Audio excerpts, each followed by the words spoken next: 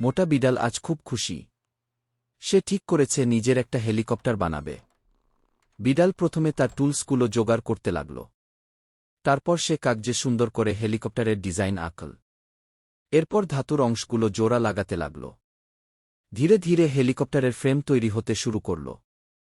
সে মাথার উপর বড় পাখাটা লাগিয়ে দিল এবং এক এক করে সব নাটবল্টু শক্ত করে বাঁধল।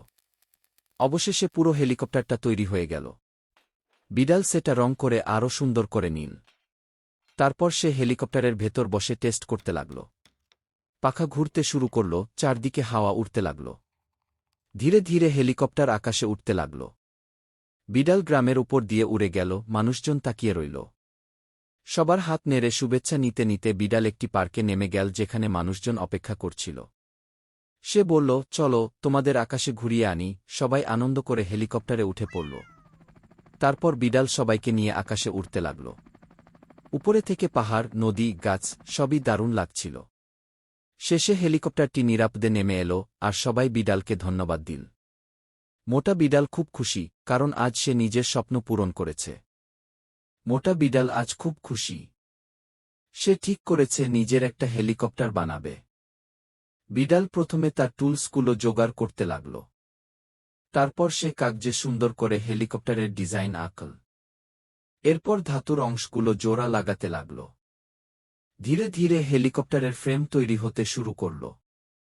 সে মাথার উপর বড় পাখাটা লাগিয়ে দিল এবং এক এক করে সব নাটবল্টু শক্ত করে বাঁধল। অবশেষে পুরো হেলিকপ্টারটা তৈরি হয়ে গেল। বিড়াল সেটা রং করে আরও সুন্দর করে নিল। তারপর সে হেলিকপ্টারের ভেতর বসে টেস্ট করতে লাগল। পাখা ঘুরতে শুরু করল, চারদিকে হাওয়া উঠতে লাগল। ধীরে ধীরে হেলিকপ্টার আকাশে উঠতে লাগল। বিড়াল গ্রামের উপর দিয়ে উড়ে গেল, মানুষজন তাকিয়ে রইল।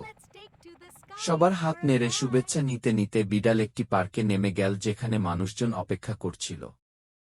সে বলল, চলো তোমাদের আকাশে ঘুরিয়ে আনি। সবাই আনন্দ করে হেলিকপ্টারে উঠে পড়ল।